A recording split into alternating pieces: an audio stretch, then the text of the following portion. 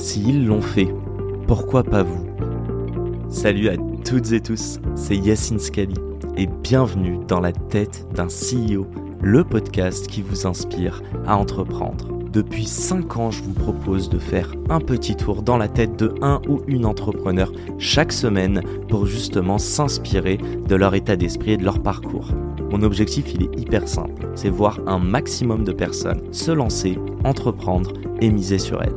On sort une interview tous les lundis, donc n'hésitez pas à vous abonner dès maintenant. Et pour nous soutenir, ça vous prend 30 petites secondes. Je vous demande de nous laisser une note et un commentaire sur les plateformes d'écoute de votre choix.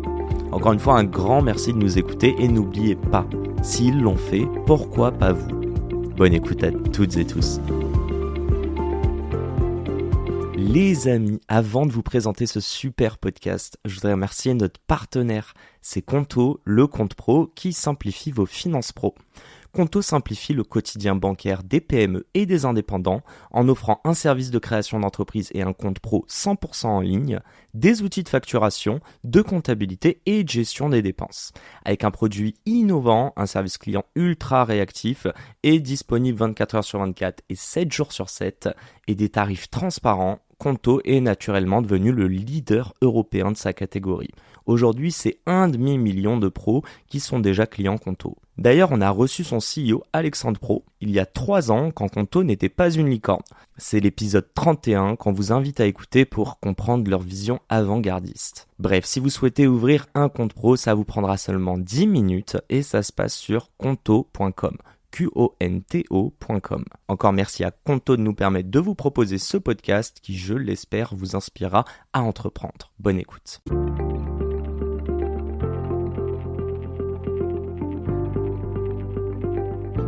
Salut à toutes et tous, c'est Yacine, bienvenue dans ce nouvel épisode de Dans la tête d'un CEO. Aujourd'hui, beaucoup d'entrain, vous l'entendez à ma voix, en vrai c'est parce que je suis fatigué, ça fait le 5e épisode que j'enregistre, donc c'est la suite des épisodes solo, mais là on arrive à un épisode charnière qui moi me plaît beaucoup, et en toute humilité, je l'ai jamais fait, donc on va se prêter à l'exercice ensemble, mais c'est le pitch. C'est l'art du pitch. Je ne sais pas si à la fin de cet épisode, je pourrais essayer de vous faire le pitch de mon projet. Je vais essayer. Je vais vous pitcher le dîner. Ce sera plus simple. Parce que le dîner, il est déjà plus précis et qu'à l'heure où je vous parle, le deck est chez des partenaires et on est en égo. Donc je dirais qu'il y a de fortes chances que ça se fasse. Ça me fait toujours chier. Pitcher un truc où vous en parlez. Moi, j'en parle à mes potes, mais jamais j'en parle sur les réseaux. Et déjà là du coup vous en parlez, bon en vrai je vous vois pas en direct donc ça passe, mais parler d'un truc et que derrière ça sort jamais et que j'en crois un ou une d'entre vous même dans 2 ans qui me dit bah alors ce projet il en est où, bah s'il est pas sorti ça fait un peu chier. Bref, donc voilà, une belle entrée en matière. J'aimerais vous parler de l'art du pitch. L'art du pitch, il est simple, c'est raconter une histoire à votre audience. Votre audience, elle peut être là, donc ça peut être des partenaires, ça peut être des clients, fournisseurs, à moins que vous deviez négocier des prix, mais là c'est encore un autre pitch, et franchement pas forcément envie de l'aborder parce que je connais pas du tout ce métier-là réellement, mais pour moi je vais vous parler de 2 pitchs. En gros c'est on va dire le deck investisseur ou alors le deck client, peu importe, il faut que ça parle. Je pense que le deck client doit être encore plus simple que le deck investisseur. Mais n'oubliez pas que les investisseurs, ça reste des humains. Ils n'ont pas de doctorat en je sais pas quoi, ou alors ils ne sont pas experts de la santé mentale, etc. Ce que vous devez faire, c'est leur parler. Et quand je dis de leur parler, donc, c'est parler de choses qui leur parlent. C'est trouver des références qui sont communes au max de personnes avant de rentrer aussi dans le vif de votre projet et de leur mettre un tunnel sur pourquoi vous êtes les meilleurs, blablabla. D'ailleurs, je vous conseille de faire preuve d'humilité tout en sachant de manière assez confiante et en étant très enthousiaste en fait à l'idée de monter ce projet et de savoir où y aller. Mais faire preuve d'humilité montre que vous avez une flexibilité, non pas sur ce que vous voulez faire, mais comment vous voulez le faire. Parce que le comment va évoluer au quotidien et n'importe quel projet artistique ou professionnel ou personnel peut évoluer au fur et à mesure. Je veux dire, combien de personnes veulent commencer dès demain je sais pas, à la rentrée là, à se faire un beau petit body et aller à la salle. Je suis sûr et certain que les premières séances n'ont rien à voir avec les séances au bout de 2 mois. bah, c'est pareil en fait. L'objectif c'est d'y aller, de se motiver. Et puis une fois sur place, tu découvres, tu apprends à connaître des machines que tu préfères ou des exercices que tu préfères à d'autres, etc. Donc là, c'est un petit peu la même chose. Je vous dirais, donc une fois que vous avez votre projet, bon évidemment il faut un support, on parle du deck. Très rapidement, une première slide sur c'est quoi votre mission. Une deuxième slide sur c'est quoi votre produit, ou peut-être avant ça, en général, mettre la problématique. La problématique, il faut aussi comprendre à qui ça s'adresse. Donc, une slide, deux slides, peu importe. Donc, il existe évidemment votre produit. Et ensuite, il y a aussi, je pense, une slide qui explique pourquoi ce produit. Le pourquoi, c'est votre competitive advantage. C'est ce que vous voulez. Vous l'aurez compris, moi...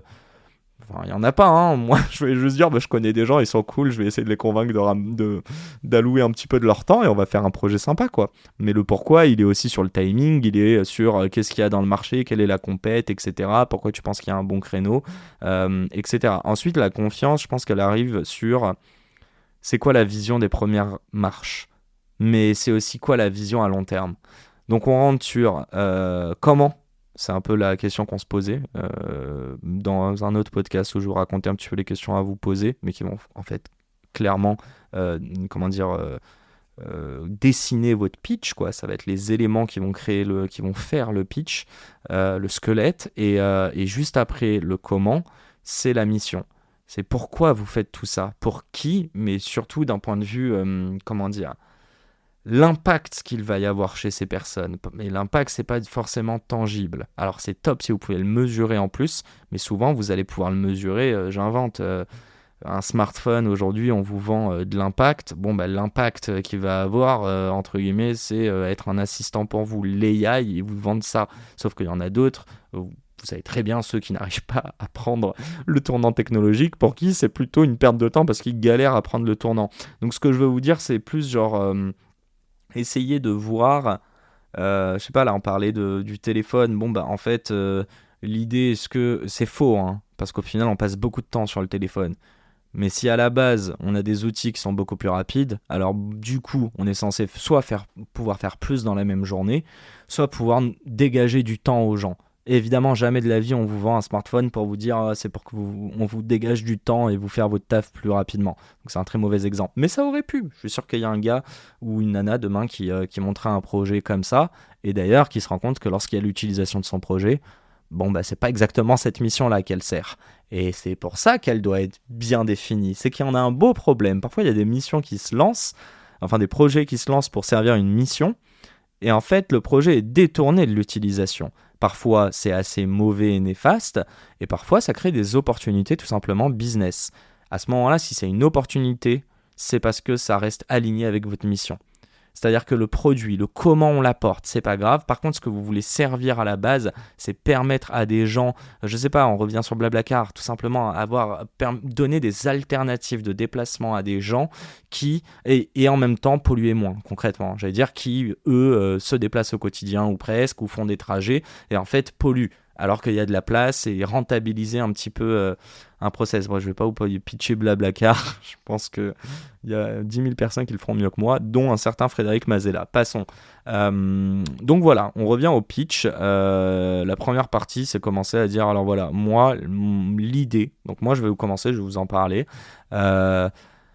Aujourd'hui, moi je commence à l'oral, c'est drôle. À l'écrit, je pourrais écrire un truc. Le titre, je vais vous dire, ça s'appelle Une dalle de génie. Et attendez, je regarde en live. Je vais regarder sur mon ordi. Hop. Je sais pas s'il y a un petit truc sous le deck. Je pense que j'ai dû mettre une phrase. Mais c'est bien, je vais vous pitcher ça, mais même avec le deck. Une dalle de génie. Et ensuite, donc il y a une slide. Alors c'est peut-être un peu des valeurs, mais c'est le why pour moi, c'est s'instruire différemment, s'inspirer des meilleurs, apprendre à miser sur soi et vous donner la dalle. Et après une petite quote, l'art de la réussite consiste à savoir s'entourer des meilleurs, John Fitzgerald Kennedy, JFK. Bref, ensuite je pars direct sur notre concept. Donc là je parle du produit. Mais moi si je suis à l'oral, je suis obligé de vous expliquer et de mettre du storytelling. Le storytelling il est simple. Ça fait déjà quelques années que je suis dans l'écosystème et je me rends compte deux choses. La première, c'est qu'il y a beaucoup d'entrepreneurs des gens en fait qui ont misé sur eux, et je pense qu'il y a plein d'autres profils que j'ai pu voir qui ont ce trait commun. Donc là c'est évidemment c'est pas de la notoriété de moi dire ah ça fait 4-5 ans que je fais un podcast, c'est plus de dire j'ai remarqué ça chez ces invités. Évidemment tout s'aligne, ces invités je sais que c'est des gens que si je l'approche de la bonne manière ils adoreraient accorder leur temps, mais ils veulent que ce soit de manière héroïste, donc c'est-à-dire que le temps, bon évidemment soit c'est de la création de contenu, soit c'est un événement, mais savoir que c'est des bonnes personnes ciblées, qu'est-ce qu'ils vont pouvoir leur apporter, etc., même s'il n'y a pas d'argent dans tout ça. Qu'est-ce que je peux vous dire d'autre sur le storytelling? Moi j'ai très très très longtemps cherché ma voix, et comme je le dis, donc là j'ai 30 ans, mais je crois que je la touche depuis 2 ans, depuis que je suis vraiment sur le podcast, et là je commence à, quand je dis trouver ma voix, c'est en fait il y a 2 ans, j'ai capté ce qu'était la life un peu. J'ai compris ce qu'était la vie. Et j'ai compris par exemple que tout ce que j'ai fait, moi, jusqu'à mes 28 ans, c'est des études pour accéder à ci, pour accéder à ça. Mais accéder à quoi? J'en ai aucune idée. C'était juste avoir un bon salaire. Et je me suis quand même posé la question tout le long, parce que je sentais que je n'étais pas à ma place, de me dire faire un truc qui me plaît, quoi. Aller de plus en plus vers un truc concret. Et moi, je vous rappelle, entre guillemets, c'est via le prisme de la finance que je suis allé m'intéresser à l'entrepreneuriat, via le prisme de l'investissement dans l'entrepreneuriat, mais aussi le podcast que j'ai lancé, j'ai commencé à m'intéresser aux entrepreneurs. Et via du coup le podcast et les entrepreneurs, j'ai commencé à capter, ah ok, en fait, je kiffe échanger avec des gens et poser des questions. Et je peux prendre un malin plaisir à bombarder des gens de questions, parce que, en tout cas, si je suis convaincu, enfin, comment dire, intrinsèquement curieux, c'est même pas un effort pour moi, en tout cas sur une thématique ou une personne donnée. Bref, on revient au sujet. La personne que je veux servir, c'est le moi de 15 à 30 ans qui voit bien que d'un côté, de toute manière, il y a un truc qui titille aussi au fond de moi, c'est que je veux faire de grandes choses, je sais pas quoi, mais je sais que j'ai des aspirations. Je sais que si demain je bossais en finance, bon, il y a bien un moment où je me suis dit que je voulais être un grand trader. Bon, ça n'a pas duré très longtemps, mais après, ça a été ok, être un grand investisseur. Quoi? Dans des startups. Ah ouais, mais ok, des startups avec quand même une certaine... j'allais dire déontologie, mais pas que ça, vouloir faire du bien en fait. Clairement, moi à titre perso, je voudrais pas financer des boîtes de paris sportifs. Allez, mettons les pieds dans le plat. Et même si d'un point de vue mission, ils disent qu'ils reversent 5% pour aider contre la lutte, contre l'endettement, l'isolement, en fait, toutes les personnes qui sont victimes d'addiction à ça, je vous invite à regarder, il y a un reportage incroyable, bon je vais pas dire le nom, j'ai pas envie d'être méchant sur la boîte en question, mais un très gros du pari sportif, et en fait leur chiffre d'affaires se fait sur bon, évidemment, une grande partie de personnes qui perdent, mais aussi une minorité de personnes qui dépensent énormément. Et quand je vous dis énormément, vous n'avez pas idée. Genre, ça parle de centaines de milliers d'euros sur des paris de hockey sur glace, 3e division en Russie. Le mec, il connaît rien, quoi. Donc, c'est vraiment... je vous le dis parce que moi, j'ai fait des paris 2018, Coupe du Monde. En plus, on a gagné. Vous pensez bien que j'ai parié sur la France. Donc, c'était super. J'ai gagné avec les 200 euros gratuits. Et ensuite, je me suis vu à des moments regarder des matchs du PSG et me dire, vas-y, je mets quand même un petit billet. Et en fait, ça rentre dans la tête. Donc bon, j'ai pas de problème avec ça aujourd'hui et j'ai arrêté, mais ce que je veux dire, c'est que je vois en fait, vous voyez, le truc un peu glissant. Je pense qu'on l'a tous eu, qu'il y a même des choses, la clope, l'alcool, etc., où des gens, où on se met nos propres barrières, quoi, où on le voit à des réactions des autres. Et voilà, on apprend à se connaître. Donc pour revenir là-dessus, moi l'idée c'est d'inspirer le max de personnes qui sont entre 15 et 30 ans et qui voient bien que le système scolaire qui leur vend en fait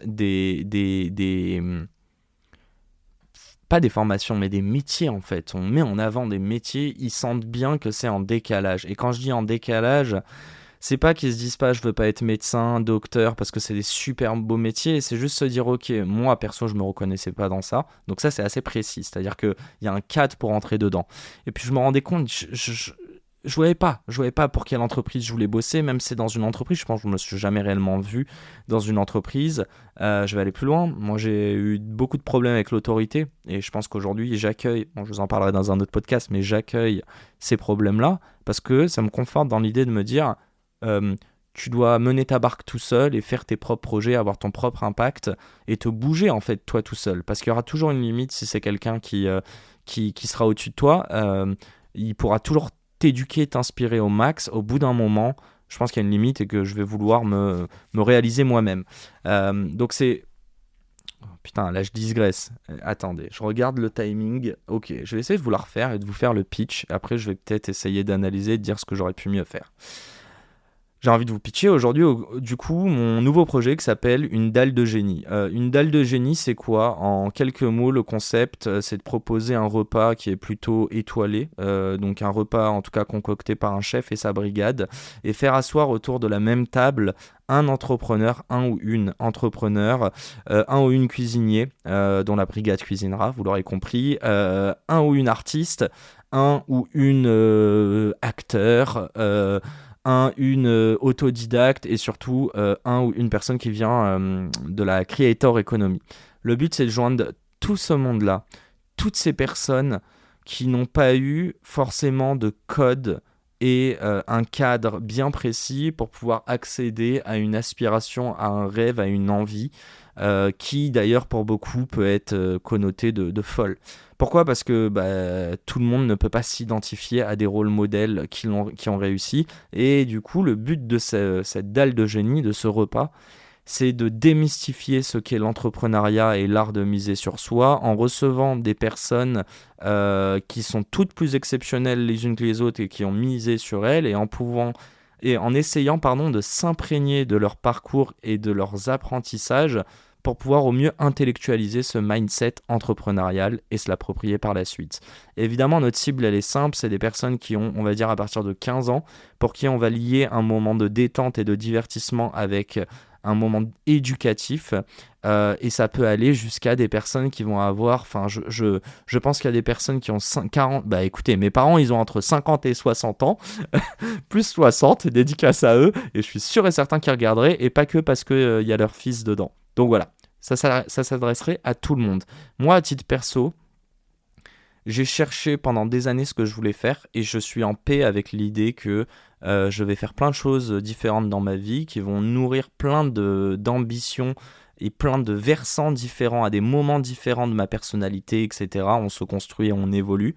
Je suis convaincu que pendant 4-5 ans, j'ai réussi sans m'en rendre compte et de manière totalement désintéressée au début à aller chercher juste des personnes qui sont assez connues dans l'écosystème, alors que moi j'ai un podcast qui est beaucoup moins connu, donc je voulais essayer de les convaincre. Je me suis rendu compte, premier plafond de verre pété, c'est que je pouvais accéder à ces gens-là en leur vendant tout simplement l'idée de prendre du temps pour inspirer d'autres personnes. Aujourd'hui, j'ai envie de prendre 2 heures de ce temps, voire plus, 3 heures, d'organiser un repas rythmé avec des profils divers, mais qui ont tous ce point commun, c'est avoir misé sur eux. Tous ces profils ne seront jamais rémunérés et le but, c'est qu'ils prennent du temps pour qu'on puisse enfin arriver sur les réseaux et contrer tous ces gourous de l'entrepreneuriat. Entrepreneuriat, mot qui est pratiquement absent de la télé, et qu'on fasse du clic TV comme du quotidien, à qui j'ai envoyé évidemment les 2 émissions mon CV parce qu'il serait temps qu'on parle d'entrepreneuriat et de comment miser sur soi, et à côté malheureusement des personnes qui s'en emparent sur les réseaux sociaux en vendant monts et merveilles, clairement en vendant de la merde et en pensant qu'on peut faire de l'argent facile. L'argent facile n'existe pas et je pars du principe que s'il existe, c'est qu'il y a quelqu'un qui perd dedans parce qu'il s'est fait berner. C'est ce que j'appelle l'argent facile. Donc l'argent facile n'est pas pérenne. On referme. C'est hyper dur. On va dire que mon pitch est terminé. Mais pendant que je vous pitch, je suis aussi en train d'essayer de vous parler de ce qu'est le podcast solo, donc essayer de vous donner, de digresser dans mes réflexions. Mais donc voilà, si je dois résumer en une phrase, c'est un repas avec des gens exceptionnels qui restent très humains, et via ma magie, j'espère, en tout cas via le repas, les mettre à l'aise pour pouvoir comprendre au mieux comment ils ont fait face à l'inconnu, tout en gardant le cap et de visu entre guillemets qui était leurs rêves respectifs. J'y crois réellement. À titre perso, je suis pas sûr de l'avoir pitché bien comme ça parce que je sors d'un déj avec un partenaire qui j'espère va nous suivre là-dessus. Mais pour autant, je pense que les gens ont bien compris. Je trouve qu'il y a un alignement, tellement fou dessus. Que ça soit, comme je vous dis, entre le besoin d'une, je pense, nouvelle génération qui a envie d'avoir un petit peu de sens et de faire des choses. Le timing, je veux dire, on est à l'ère d'Internet où tout le monde est connecté et tout le monde... j'allais dire, les gens racontent beaucoup de merde, donc il faut fact-checker, mais c'est même pas ça. Ce que je veux dire, c'est que si demain tu veux lancer quelque chose, il y a aucune raison que que tu ne puisses pas le faire. Et les quelques raisons que tu penses, j'ai envie d'y pallier. Donc c'est quoi? Enfin, j'ai envie de pallier à ce manque. Ce serait quoi? Ce serait le manque de visibilité, de se dire ouais, ils ont réussi, mais moi je viens pas de ce milieu-là. Ben c'est faux. Et en fait, je vais te montrer aussi par A plus B que ces personnes humaines, tu vas pouvoir t'y identifier. Se dire aussi ouais, je sais pas, c'était pas le même moment. Cette personne est passée par ça. Très souvent, par exemple, on va entendre ça sur des métiers artistiques, mais même journalistiques, qui sont passés par la télé. Ben, moi, ce que je suis aussi en train de vous dire, c'est que vu que c'est pas à la télé et que j'ai déjà proposé pendant 2 ou 3 années un concept, ils n'ont pas voulu le faire. Il n'y a pas de souci, un jour, ils toqueront à notre porte, j'ose espérer. Mais venez, on leur montre qu'il y a plein de personnes qui sont chaudes de consommer un contenu comme ça. Et je vais être cash. Squeezie, j'adorerais te recevoir, mais je pense à plein d'autres créateurs de contenu. Par contre, je pense que tout le monde n'a pas juste envie de se détendre, mais aussi veuille s'instruire. Il y a plein de vidéos qui sont des documentaires, il y a des chaînes d'histoire. Bref, pourquoi il n'y a pas ça encore sur l'entrepreneuriat? Je suis désolé, je vous laisserai faire vos recherches, mais euh, comment c'est possible que sur la rubrique entrepreneuriat, en termes de podcasts, des gros podcasts, et je me compte pas dedans, hein, je vais parler de Pauline Ennio, je vais parler de Génération Do It Yourself, ça fait allez, quelques centaines de milliers. Bon, je dis quelques centaines, presque 1 million, on va dire, de vues ou d'écoutes par mois, et qu'à côté, dans la création de contenu, que ça soit sur la mode, que ça soit, bon là, vous allez me dire, ah ok, tu parles de trucs de meufs, donc on va parler de gaming. Bon, il y a aussi des meufs. Bon, désolé, je veux pas me... Ce que je veux dire, c'est qu'il y a tellement de sujets de lifestyle, de divers, de la culture, de l'histoire.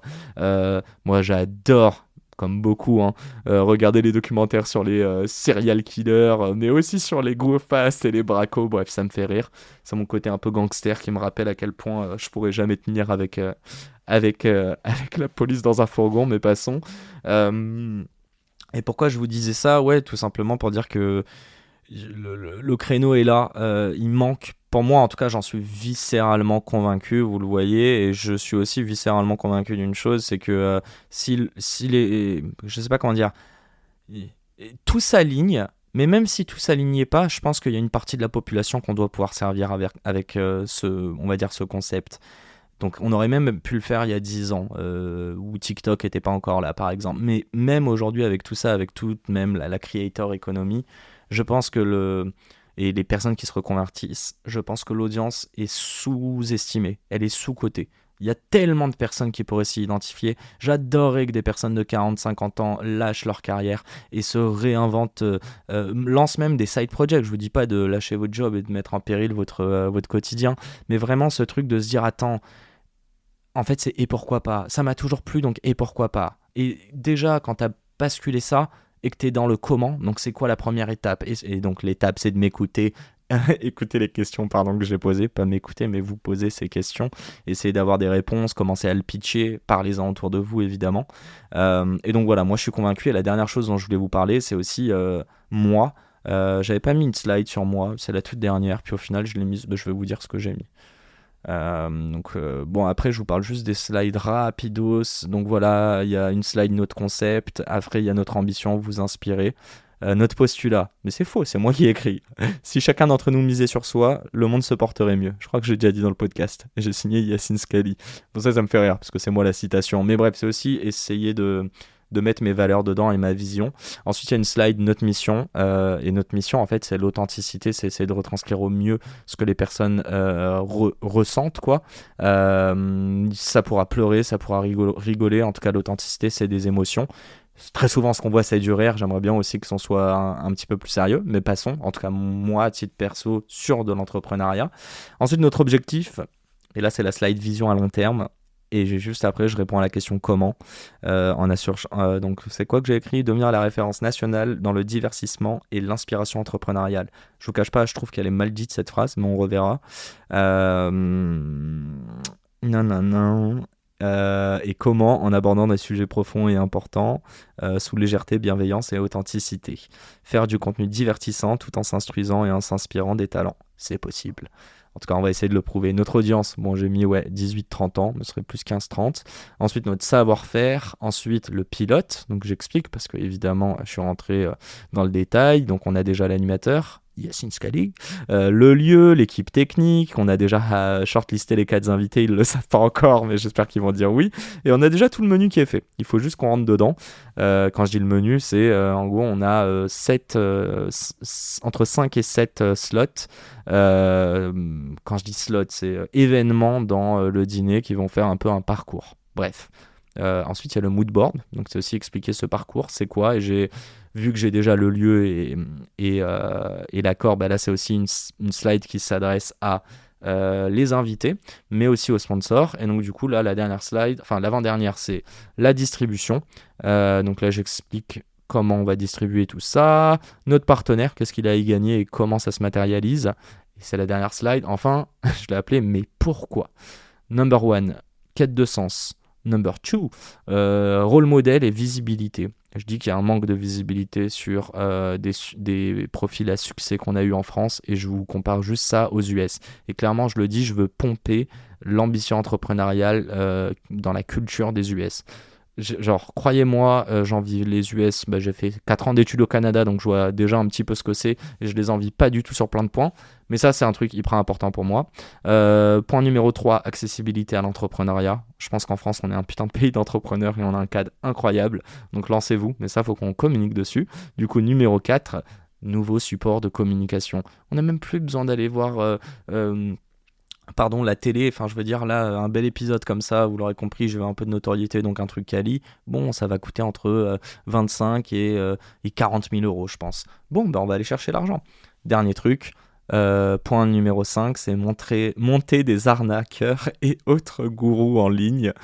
On a tous un nom en tête, on n'a pas besoin de les citer, mais au lieu de les... Et je ne l'ai jamais fait, j'ai jamais pris la parole là-dessus. En tout cas, parfois sur des podcasts, je mets des tacles, mais passons, mais je ne suis pas là à communiquer sur les réseaux en visant, parce que j'ai pas du tout envie de faire mon beurre et ma notoriété ou je ne sais quoi là-dessus, ou des vues. Je préfère pas communiquer là-dessus. En revanche, j'aimerais bien agir. Et agir, c'est proposer une alternative. Et la dernière chose que j'ai mis, c'est ma petite tête là, et j'ai mis c'est qui Yacine. J'ai dit curiosité maladive, une envie de partager et de transmettre, et une capacité à mettre à l'aise. Bon, pas très humble, mais c'est la réalité, je voulais le dire assez rapidement. Maintenant les gens, quand ils me voient à l'oral, je veux espérer qu'ils voient que je suis humble. Je parlais de ma mission, c'est inspirer les prochaines générations à miser sur soi. Mes expériences, c'est 4-5 années de podcast, 200 plus invités et surtout des scènes jusqu'à la Cigale, donc animation d'événements. Et ensuite, j'ai parlé de mon réseau parce que c'est ce que j'apporte. Ce que vous ne voyez pas, c'est que c'est moi qui crée... Enfin si, maintenant vous le voyez du coup, mais c'est moi qui crée tout, quoi. Je vais chercher l'équipe, les sponsors, etc. C'est pas juste moi qui veux jouir de la visibilité, être aux côtés de gens stylés et montrer ma tête sur YouTube, quoi. Donc voilà, je parle de mon réseau, je parle d'entrepreneurs, mais je parle plus largement de talents et de partenaires de tout horizon, parce que je parle vraiment avec aussi des partenaires de tout horizon. C'est des questions que je pose. Je pense qu'il y a des partenaires avec qui je veux pas travailler, mais ils sont très très rares, sachez-le. Je pense qu'ensuite il y a des partenaires qui sont pas blancs comme neige, pardon, mais c'est pas grave, on va pas leur empêcher de vouloir supporter un élan que j'essaye non pas d'insuffler, mais de nourrir, s'ils ont envie d'y participer. Encore une fois, c'est quoi leur mission de vie à eux, c'est quoi leur why, c'est à eux c'est eux et eux seuls qui le savent, ils peuvent venir ce qu'ils veulent, si c'est que de la com, je le saurais pas. Mais je vous rassure, je choisis plutôt bien mes partenaires. Bon, il est immense ce podcast, je suis désolé, habituellement c'est du 10-15 minutes, à voir si on le cut, mais je trouve qu'il est assez complet. J'essaie de vous parler, en fait je vous ai parlé du pitch, mais je vous ai aussi parlé de mon projet. C'est un truc tout con, mais gérez votre émotion, mais putain, mettez de l'émotion dans votre pitch. Le produit, on s'en fout. Encore une fois, hein, vous êtes convaincu que c'est le bon produit, ça, y a pas de souci. Mais pourquoi c'est le bon moment? Pourquoi c'est vous? Pourquoi faire ça? Parce qu'en fait, ce que eux, ils veulent entendre, les personnes, que ce soit des clients, que ce soit des entrepreneurs ou des investisseurs ou autres, ils veulent être sûrs que vous allez pouvoir les embarquer et que vous allez pouvoir guider. Que demain, quand il y aura un coup de mou, vous continuerez, vous savez où vous allez, vous êtes convaincu. Et en fait, c'est pour ça qu'il y a un truc, un juste milieu entre vos convictions versus un peu d'humilité et de flexibilité. Et je pense que la conviction, elle doit être sur la mission, sur votre why, et la flexibilité, elle doit être sur votre quoi et comment. Le qui, il doit rejoindre votre mission, je pense. Le qui, pour Blablacar, c'est monsieur et madame tout le monde qui prennent les transports, le mode de locomotion Blablacar, l'application, mais derrière, c'est notre planète. Donc, c'est monsieur et madame tout le monde au sens très très large. Je pense que ça, c'est des questions qu'il faut se poser. Et voilà quoi, 5-6 questions, vous avez ces réponses, pof, votre truc, il doit pouvoir être limpide, quoi. Après, vous rentrez dans chaque sujet. Et clairement, le produit, on n'a même pas parlé de la première étape. La première étape, ça doit quand même vous dire, en gros, je pense qu'à l'oral, vous devez dire, on sait déjà, parce qu'on a parlé à temps, on est allé faire ci, on est allé faire ça, ça fait 6 mois qu'on pitch le projet, on a déjà les briques, on a déjà l'équipe, etc.